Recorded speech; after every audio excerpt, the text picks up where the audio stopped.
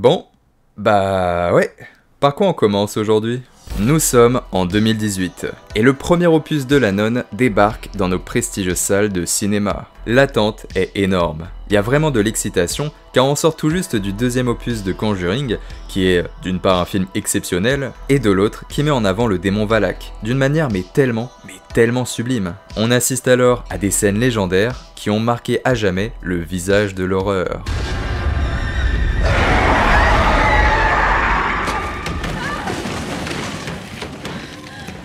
Et à vrai dire, un film entier, porté uniquement sur cette terrible nonne, bah ils peuvent pas se foirer, c'est genre impossible. Il y a tellement matière pour créer vraiment quelque chose d'innovant, mais c'est sûr que ça va être une profonde réussite. Et bah, c'est un peu plus compliqué que prévu.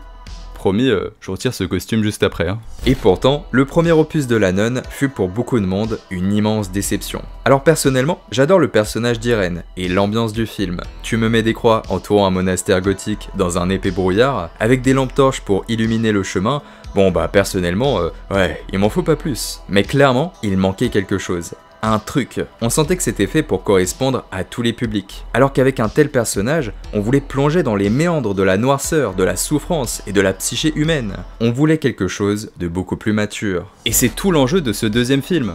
De réussir à nous faire oublier cette espèce de déception autour du premier opus et de raviver la flamme autour de la franchise de Conjuring pour qu'on puisse affirmer haut et fort que, bah ouais, La Nonne, elle mérite à elle toute seule d'avoir des films consacrés à son personnage et à son terrible univers. Alors, est-ce que c'est le cas aujourd'hui? Eh ben on va voir ça tout de suite. Hey! Salut beau gosse! Hey! Salut belle gosse! Aujourd'hui, on s'occupe de La Nonne 2 et je vous promets que ça va être incroyable. Et je vous promets que juste après je retire ce putain de costume.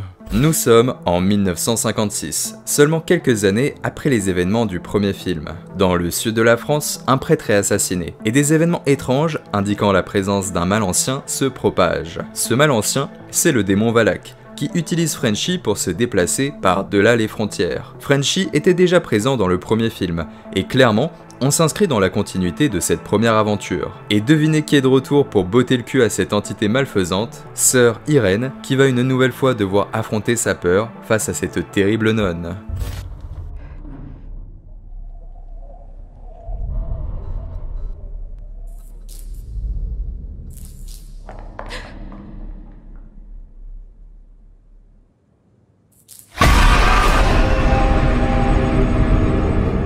Et je vais pas vous mentir, l'histoire se tient, il y a vraiment aucun souci là-dessus, il y a même quelques petits twists qui peuvent s'apparenter à des révélations, mais rien de sordide, rien d'extravagant, heureusement ou malheureusement pour certaines personnes.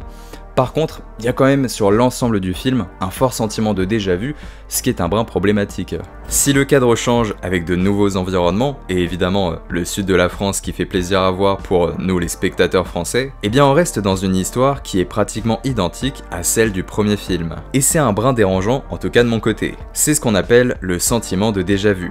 Voilà, je voulais juste l'écrire en gros car je trouvais cela stylé. Mais dans l'idée, cela commence avec un simple décès, pour qu'ensuite une enquête commence, jusqu'à ce qu'on identifie la menace, le démon Valak. Le démon Valak s'amuse à torturer psychologiquement les différents personnages, en utilisant leurs faiblesses internes. On trouve alors un moyen de s'en débarrasser, et hop, c'est la fin du film. Bon d'accord, j'abuse un tout petit peu, mais dans l'idée, ouais, quand même, il ne faut pas vous attendre à des évolutions scénaristiques importantes ou profondément innovantes. On est vraiment en terrain connu, et vous savez autant que moi que l'horreur passe par l'inconnu, la surprise et forcément l'inattendu. Ce qu'avait très bien compris James Wan avec les deux premiers opus de Conjuring. Conjuring 1 et Conjuring 2, ils possèdent une histoire qui est complètement similaire. Une famille hantée par des esprits, dans des événements devenant de plus en plus dangereux, jusqu'à ce que le couple Warren débarque pour identifier la menace et évidemment s'en débarrasse dans un final plutôt mythique. Ce que je veux dire par là, c'est que Conjuring 1 et Conjuring 2, ils racontent exactement la même histoire. Et pourtant, on n'a pas du tout l'impression de regarder le même film. Il n'y a aucun sentiment de déjà-vu, et le deuxième est clairement une réinvention du premier. Et donc avec La Nonne 2, cela devrait être un processus similaire, d'autant plus que pour celui-ci, ils avaient vraiment pas le choix de faire cela. Et malheureusement, il y a vraiment un sentiment de déjà-vu qui est omniprésent, comme si on avait déjà vu le film plusieurs fois, alors que c'est la première fois qu'on le découvre. Il ressemble vraiment au premier film. Et cela passe par une ambition populaire qui est toujours présente, parce que le film, il ne souhaite pas vraiment plaire à ceux qui aiment vraiment le monde de l'horreur et ceux qui regardent des films d'horreur toute l'année. Vous voyez très bien ce que je veux dire. Il a envie de plaire à tous les profils, à tous les publics, ceux qui veulent simplement une toute petite expérience horrifique qui fait pas vraiment peur, tout en étant porté par des moments drôles qui sont conçus par la présence de jumpscare, parce que le jumpscare c'est drôle, ça fait rire votre voisin de gauche, votre voisin de droite, que vous le connaissez ou pas, que ce soit vos potes ou non, voilà, vous voyez le mec en train de se cacher les yeux à côté de vous, ça crée une espèce de convivialité et une certaine ambiance. Ouais voilà, c'est des moments drôles quoi, j'ai rien d'autre à dire. Ce qui fait que La Nonne 2, c'est un peu le film d'horreur par défaut. C'est genre un plat de pâtes, mais un plat de pâtes sans sauce. Sauf que je suis habitué au goût des pâtes, et j'ai besoin de sauce en plus qui m'explose un peu les papilles, sinon je vais me faire chier. C'est la pire métaphore, je sais, mais c'est parfait pour comprendre ce qui manque au film. Il manque une sauce, il manque l'envie de faire un plat vraiment appétissant et bon, et dire qu'un film ressemble à un plat de pâtes, ouais, c'est tout sauf un compliment, vous l'avez un peu compris. Et cela passe par des jumpscares et des éléments de mise en scène uniquement centrés sur le sursaut des spectateurs. Et c'est dommage, car lors de certains passages, on sent un certain travail d'ambiance, avec des décors qui racontent vraiment quelque chose. Et on va pas se mentir, bah ouais, La Nonne 2 possède un certain esthétisme qui est plutôt élégant. Et c'est drôle, parce que c'est encore une fois comme le premier film. On était plongé dans des décors magnifiques, dignes d'Halloween, stéréotypés au possible certes, mais il se passait vraiment quelque chose.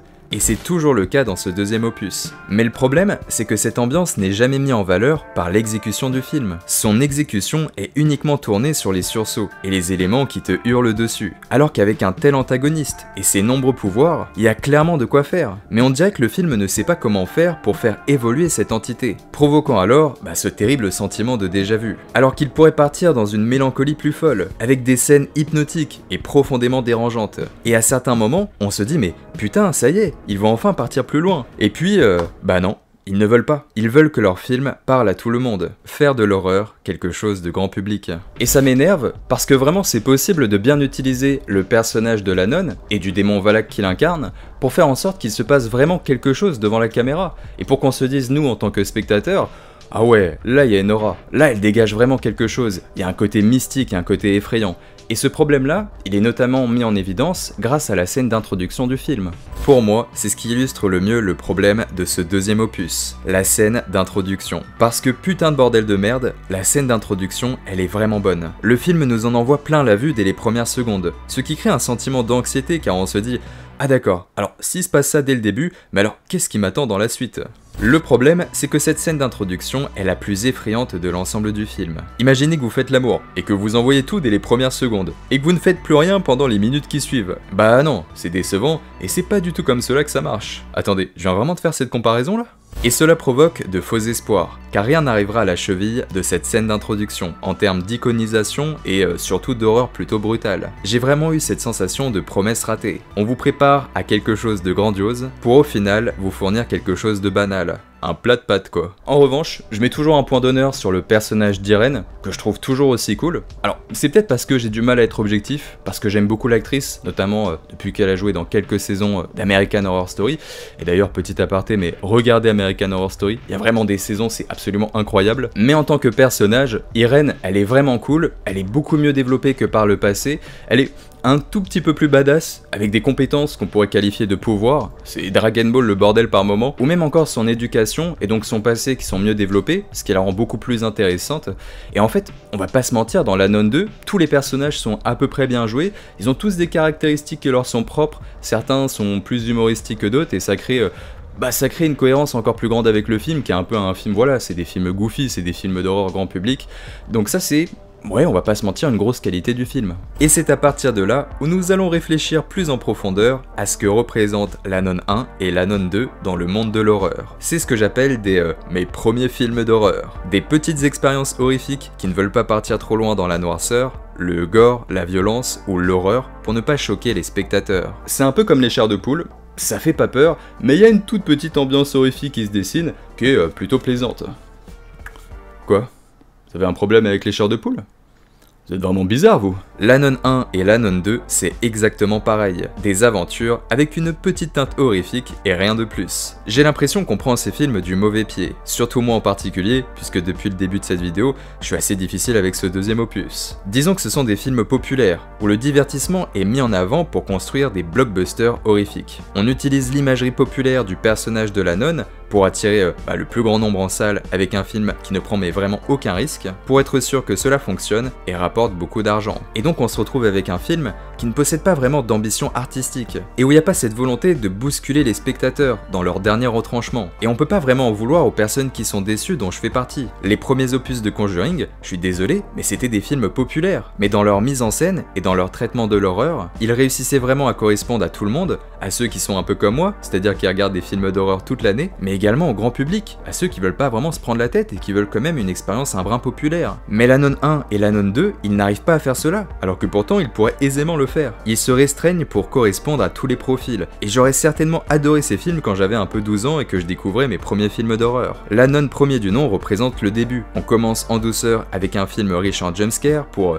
appréhender le genre, avant de passer à des expériences plus complexes. J'ai eu un peu cela dans ma jeunesse avec les Paranormal Activity, que tout le monde détestait, mais moi vu que j'étais un jeune adolescent qui découvrait le genre, je me chie dessus et je passais vraiment de très bons moments. Et c'est une fois que j'appréhendais le genre que je suis parti dans des expériences beaucoup plus matures, plus complexes, et surtout avec un peu plus de sordide. Et pour moi c'est exactement ce que représente la Nun 1, mais également la Nun 2, des premiers films d'horreur. Et si c'était assez acceptable avec le premier film, cela l'est beaucoup moins avec cette fameuse suite. Donc, si vous voulez une petite expérience horrifique, de quoi passer un moment convivial et presque drôle avec vos potes, parce que tout le monde se cache les yeux à cause de l'arrivée d'un jumpscare, ouais, je peux comprendre que vous appréciez la Nun 2 et que vous allez potentiellement passer un très bon moment devant, et on a tous des attentes différentes vis-à-vis de ce genre de film, surtout dans le cinéma d'horreur. Alors après je vais chipoter un peu, mais le film a quand même été vendu comme le plus terrifiant de l'univers de Conjuring.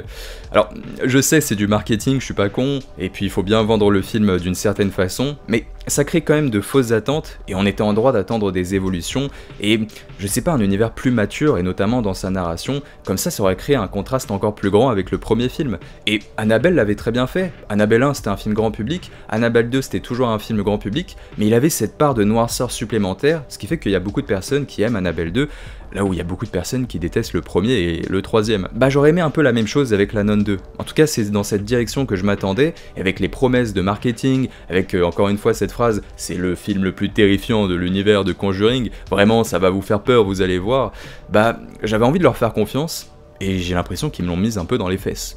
Ce qui est pas désagréable. Et vous allez me dire que je suis difficile, et qu'il faudrait prendre le film comme il est, et que je devrais l'accepter, c'est-à-dire une petite expérience avec un tout petit peu d'horreur, dans une aventure qui est profondément divertissante.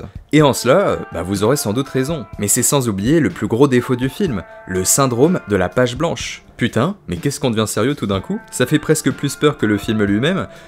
Pardon.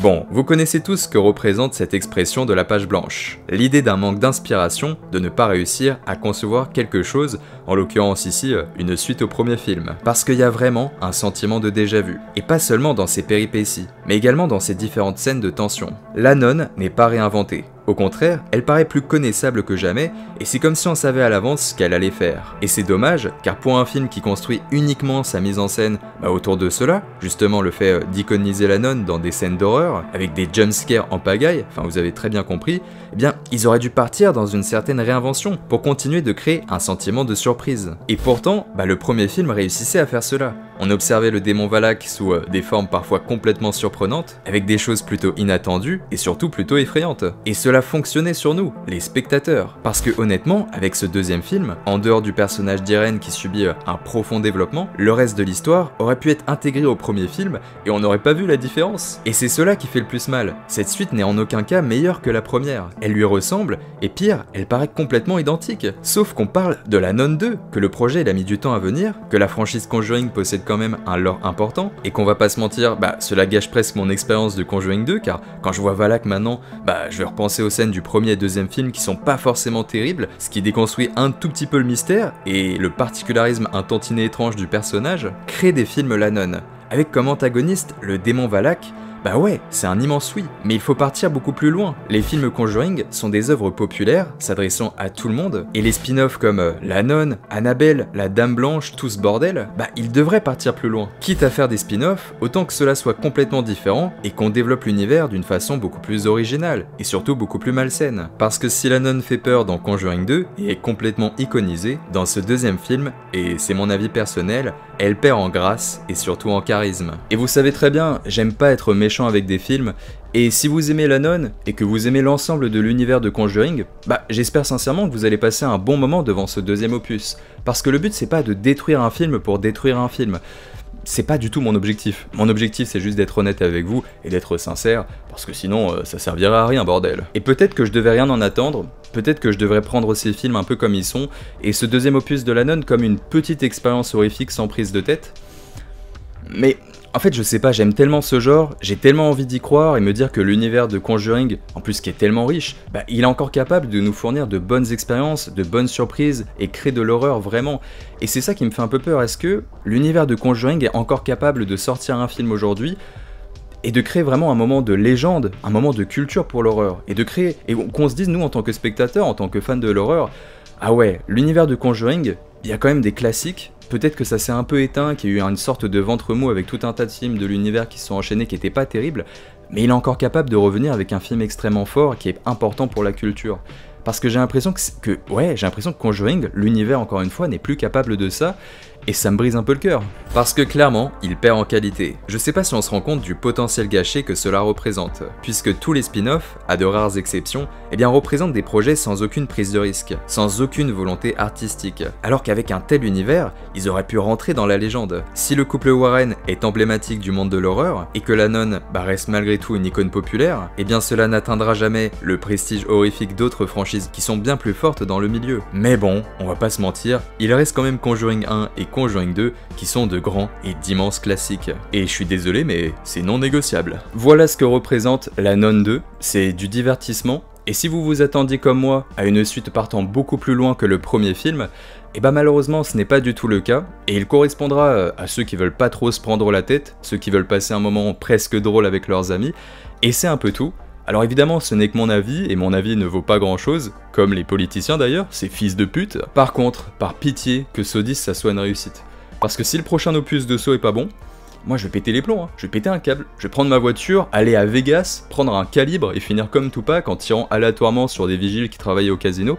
Ce que je veux dire par là c'est qu'on a droit au bonheur, et il y a intérêt que Saw 10 nous apporte un peu de bonheur. Pour la culture bordel. Et bien écoutez les amis, j'espère que vous avez passé un bon moment en ma compagnie. Si c'est le cas, n'hésitez pas à vous abonner, liker, partager. Vous savez comment on fait la propagande de la chaîne sur YouTube.